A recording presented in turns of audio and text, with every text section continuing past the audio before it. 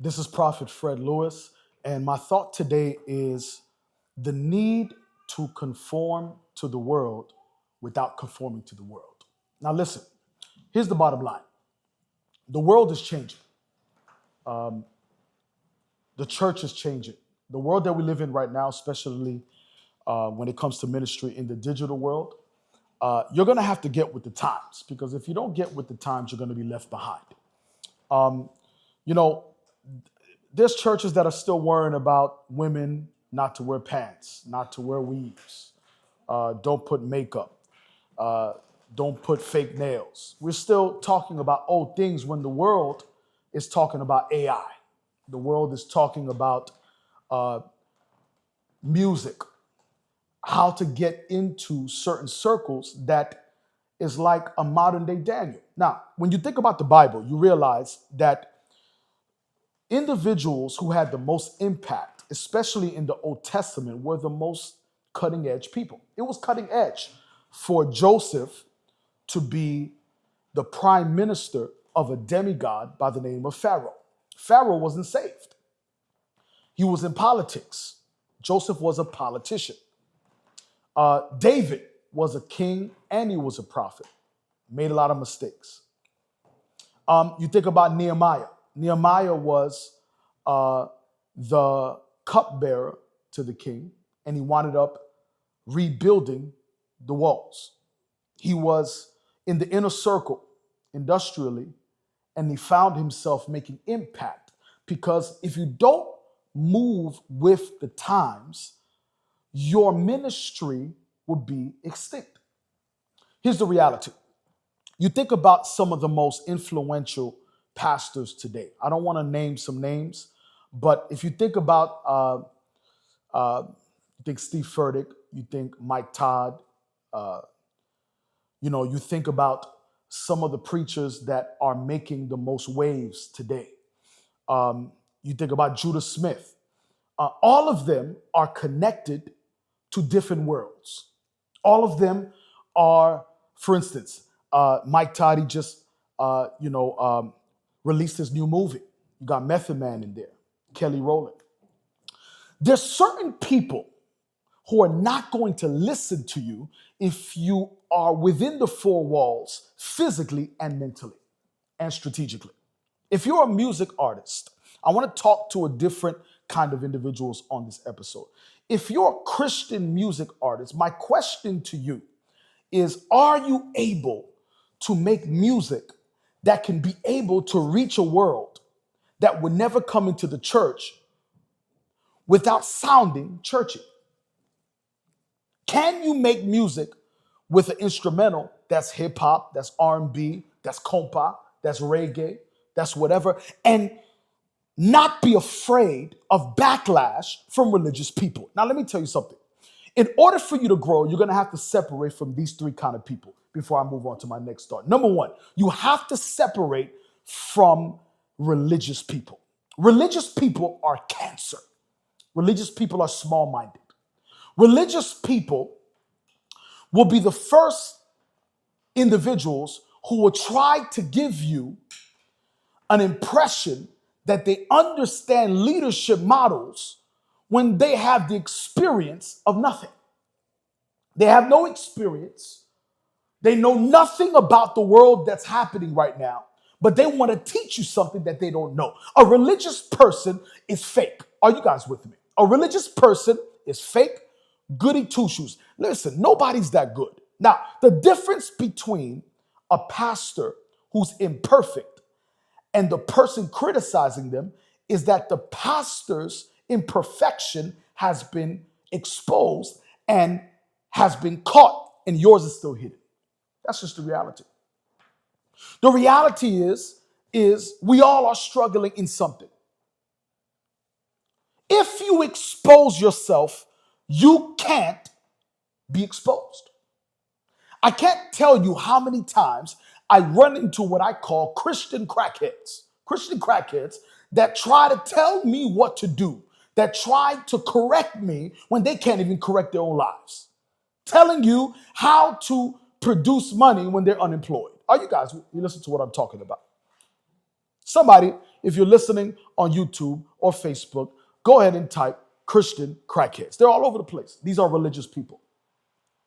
Religious people will keep you from your destiny. Why can't you be a Christian and be a model? Why can't you be a Christian and bring Broadway? Why can't, if you are, and I keep saying this for a reason, but why can't you be a Christian praise and worship leader in your own culture and use music that don't sound so churchy? Why can't it happen? You know why? Because you're afraid of religious people. That's what it is. We have what is called spiritual ADD. When you're rising, you're looking for attention from people that don't have the answers. Did you hear what I just said? You're afraid to go to the next level because you're so used to the comfort of religiosity.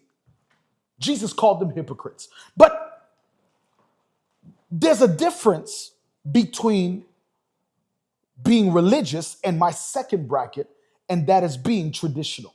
Those are two things. Religiosity versus traditionalism. Religiosity is a mindset. Traditionalism is fear of stepping out from what has always worked. Traditionalism is simply an expired Christian. What worked in the 90s won't work today. What worked in the early 2000s won't work today. What worked 5 years ago or 7 years ago before the pandemic will not work today. It won't work today. Let me give you some insight. Number one, believe it or not, you have to learn how to be relatable, not by trying to be relatable, but being authentic. When you are trying to be relatable, you will sell out. When you're trying to be relatable, you won't say the truth. But when you're authentic, people can connect to who God has made you to be. If you listen to secular music, don't tell people all you listen to is Kirk Franklin all day.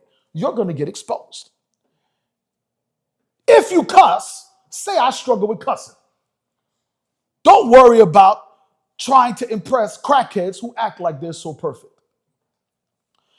If God gave you an idea, the idea is something that has never been done before. So when God gives you an idea, you have to break out of tradition. You got to break out of what's worked. We need leaders today who can step out. Can I say this? We're living in a time where you can't be afraid of two S's, success and stardom. You can't be afraid of it. Can I say that again? You cannot be afraid of success and stardom. Let me break this down. Today, if you become wealthy as a pastor off of the money of the church, you are going to be FBI's most wanted. They don't want to hear you becoming wealthy off of the church. Well, first of all, before I give a different thought on that, I think that's nonsense. I don't believe you should become wealthy off of the church in a sense you're in ministry for money. But the Bible says a laborer is worthy of his wages. There's nothing wrong for a pastor to be able to be blessed financially. But I'm going to be honest with you. In the time that we're living in, you're going to have to be skillfully bivocational. You have to be entrepreneurial. You have to not be afraid of being an influencer, an artist, an actor, a podcaster, whatever it is. You can't be afraid because the world is changing. Social media, that's the difference between Michael Jordan and LeBron James. The difference is that the microscope through social media on LeBron James is so big. Every single move that you make, everybody's paying attention to. So you're going to have to be unafraid to step out of the box. Why am I talking about this today? It's because the Bible says, do not be conformed to this world. But theologically, the Bible teaches how to be in the world and not of the world. It's a skill. How is it that Paul is considered such a great apostle? Because he said, my boast is in the Lord because I became a tent maker. Tent making today is going to have to be very creative. The world is changing. People are saying the mega church is ending. I don't think the mega church is ending. But the problem that we have today is that we are addicted to religiosity. We're addicted to traditionalism. But here's another thing that we're addicted to, believe it or not. And this is where I'm going to really bring this home and go really deep. Are you willing to be hated? Some of you can't go to the next level because you're afraid to be hated. Authenticity demands that people talk about you. People betray you. People misunderstood you. Hello? You have to be misunderstood many times for you to be understood by God.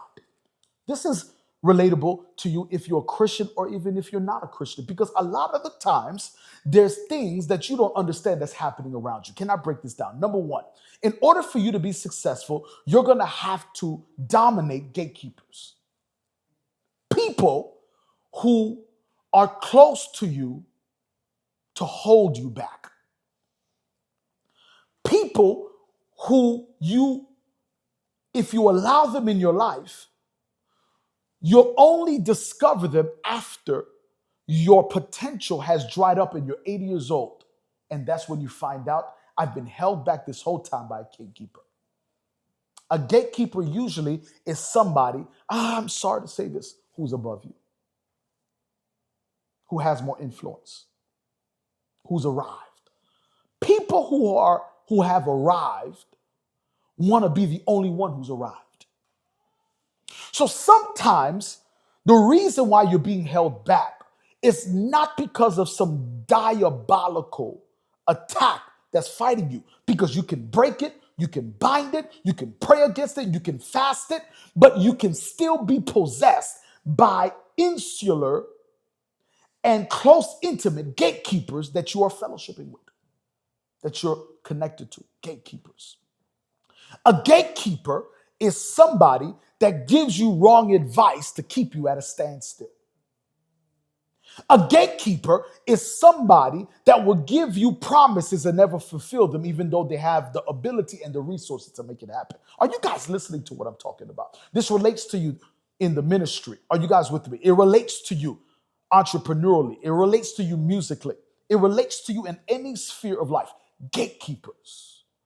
A gatekeeper is somebody who wants to make you think that the only way to be successful is through them. And what they'll do is that they'll feed you baby food, even though the diet that you need to go to the next level is deep meat. They don't give you information, no knowledge, no understanding. But most importantly, I want you to hear this. They'll never give you connections. A gatekeeper is keeping their connections within the confines of within their gates. So you got to minimize your circle. Gatekeepers. Number two, betrayers. Ooh, can I talk about this? A betrayer is not a betrayer if your heart is not open to them. A betrayer is not a betrayer if you don't call them a friend, call them a brother, call them a sister, call them an elder. I think some of the most crazy crackheads are people as a pastor that you put elders around you. Matter of fact, I don't even want elders in my church. I'm going to call everybody a deacon. Now listen. A betrayer, let me tell you what a betrayer is. A betrayer is someone who is actually a professional liar. There's a difference between a pathological liar and a professional liar. There's a difference. Can I break this down on this episode? A pathological liar doesn't even realize that they lie for no reason. They've deceived themselves. A professional liar has learned how to skillfully lie to get where they need to get. A professional liar is somebody who is not a J trying to help you birth your vision. A professional liar is someone that will tell you, I'm with the vision just to learn from your vision to expand their own vision. That's a betrayer. Some of you don't realize that in order to get where you need to get, you need to minimize your circle like Gideon. Let me give you a Bible lesson. Gideon had, if I'm not mistaken, somewhere around 24,000 to 36,000 soldiers around him. And he minimized it for one reason, to 300. You ever read why? He said, it's actually in the Old Testament, in an ancient book in the Bible, in the Old Testament literature called the Book of Judges. And his story begins in chapter 6 and on. Gideon, if I can get straight to the point, looked for one thing to choose the 300. He said, choose me men that when they're drinking water like a dog, they're licking the water with their eyes open. Why?